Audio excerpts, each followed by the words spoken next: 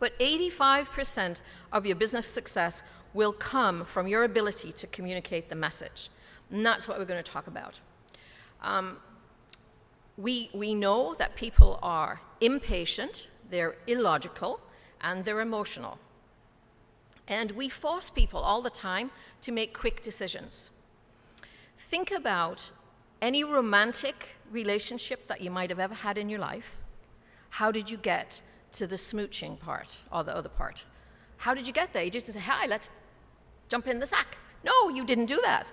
You had to meet them first, so maybe you went to Lavalife, you met somebody, you did the speed dating thing, you went to coffee, and then maybe you had a dinner, and then you text your girlfriend, or you went to the movies. It was a slower process to get to the point where you're thinking, you know what, I think I'm going to stick around with this person for a little bit. That is the same process that you need to use for sales. So it might surprise you to hear these statistics, but they're absolutely true. Only 2% of people buy after your first interaction. Only 2%.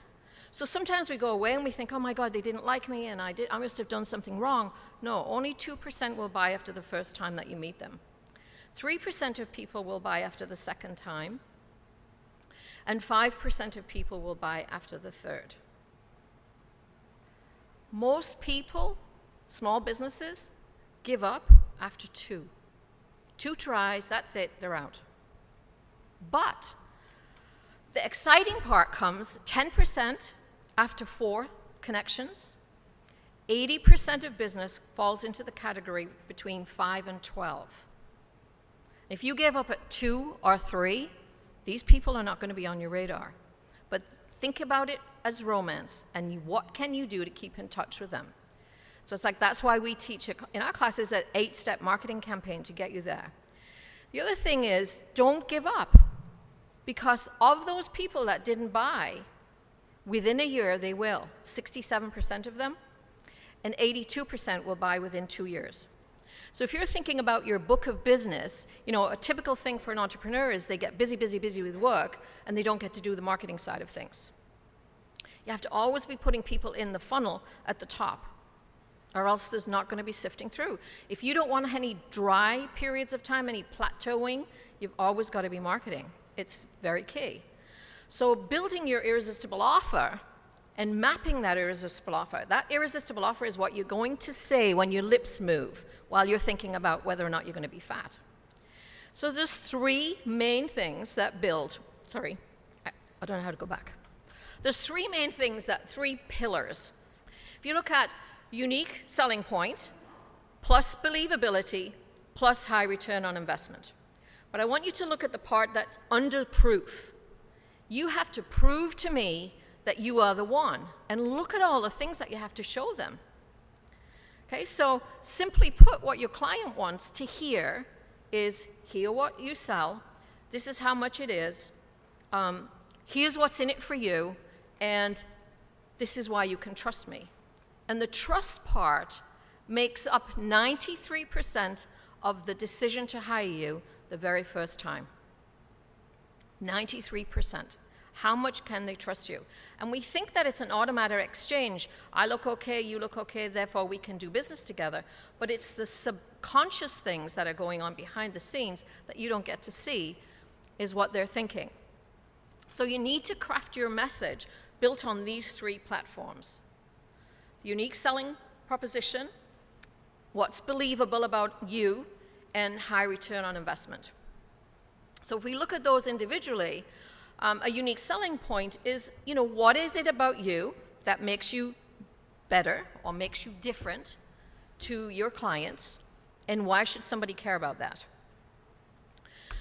You could also think of it as a consumer statement, a consumer value statement, which I think is probably a better message. What is the message of value that you want to send to your client? And then remember that what they're looking for is, why should they buy from you, and what believability, what proof can you substantiate that their decision is right? So there's 3 types of client value propositions. The one that most people use is called all benefit. You write a list of all the the benefits that your service provides. The challenge with that, of course, is that it doesn't necessarily reach the emotional level. You might be writing that list for your targeted client, but there's no connection for them. The second way that they do that is, they call client value propositions, is favorable points of difference.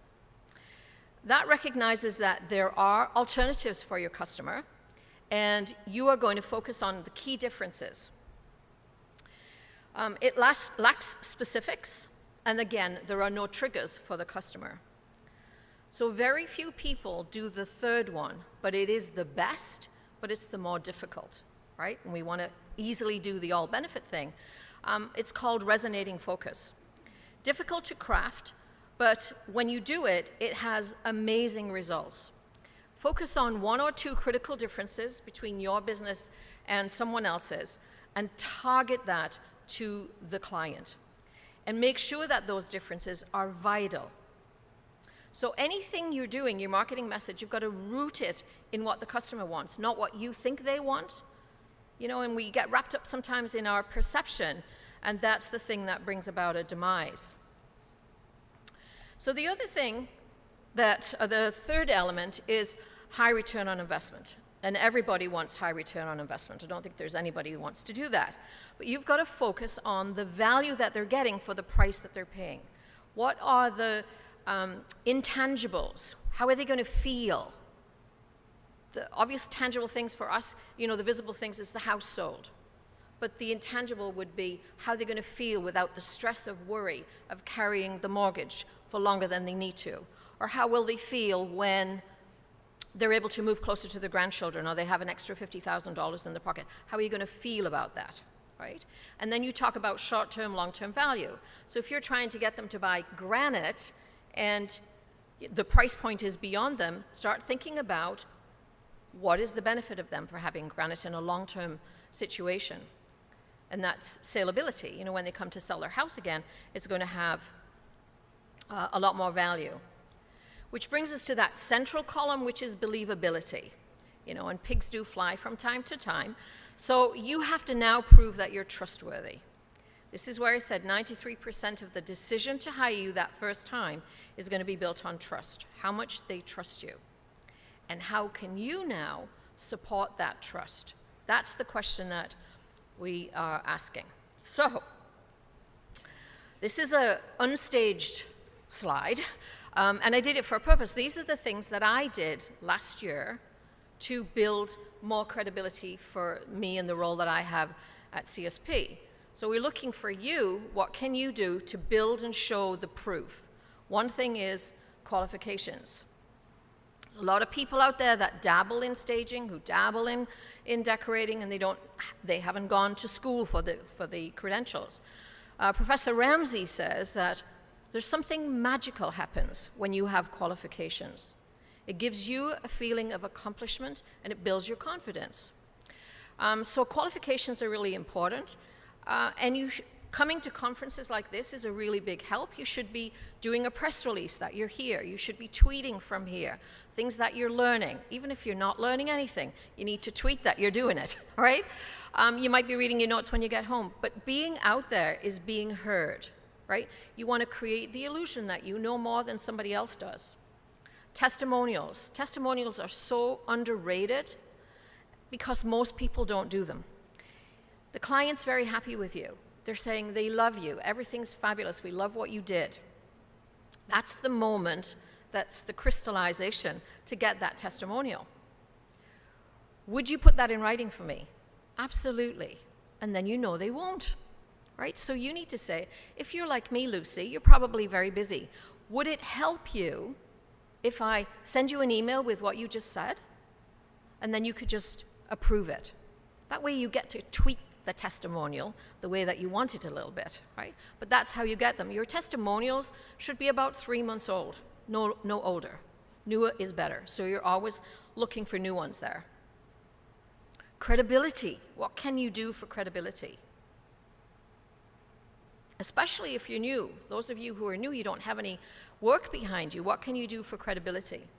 Well, obviously your website, your portfolio, those are the things that are going to add credibility to you. But if you're new, you should have your insurance certificate. If you have insurance and you have additional, I'm trying to think, what's it called? Errors and omissions, for instance. As stages, we have errors and omissions. Your client might not know what that is, but you raise that up as a benefit of working with you, a differential, and help them understand what does that mean to them.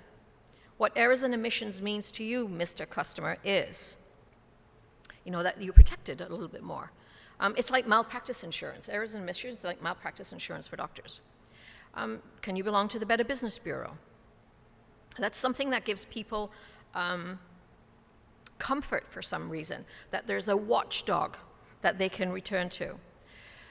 You could also go to your local police station and get CPIC clearance. So CPIC clearance is that you have no crimes for which a pardon has not been granted. So that's the other part. Awards. Do you have any awards? If you haven't got any in your business, did you get some in school? Were you Student of the Month?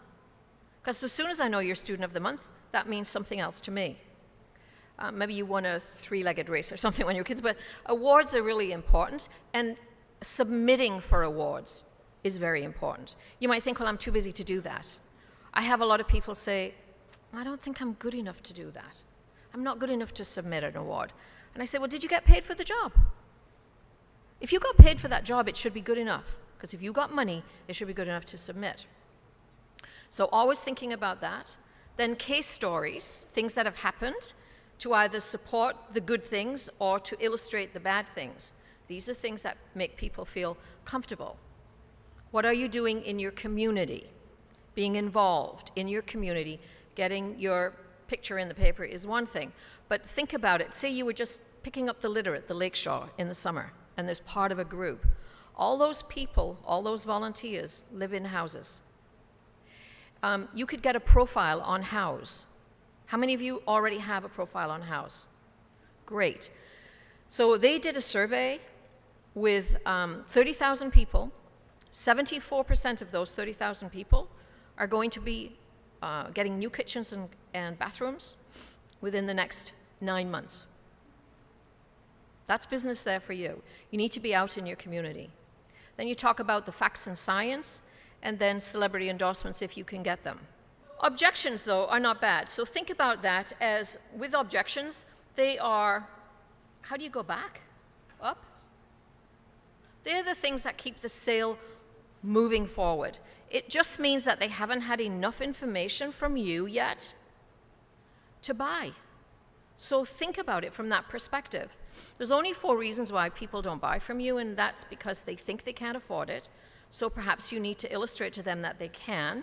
You take Visa, MasterCard, you'll do payments. They think they don't need it. They can get it for less somewhere else. Well, we know what we can do with that.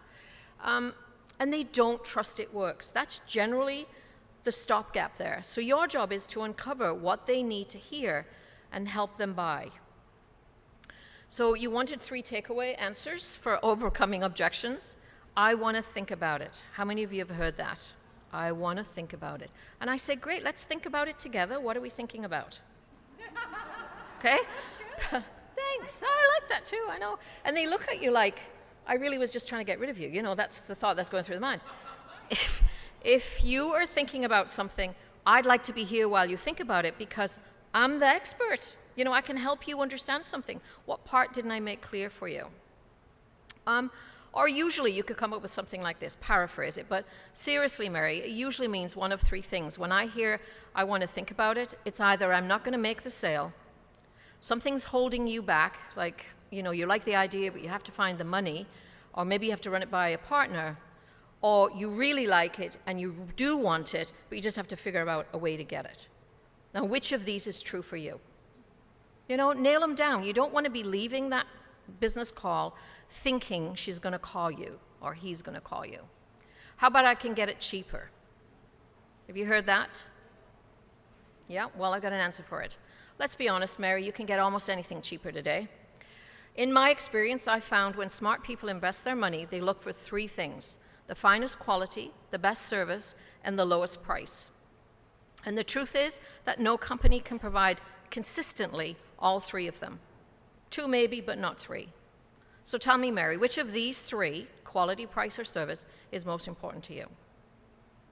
And then the third one, I have a friend in the business, which really means that they like to do it themselves. And that's when you just have to smile at them and say, I have one too. I have a friend in the business.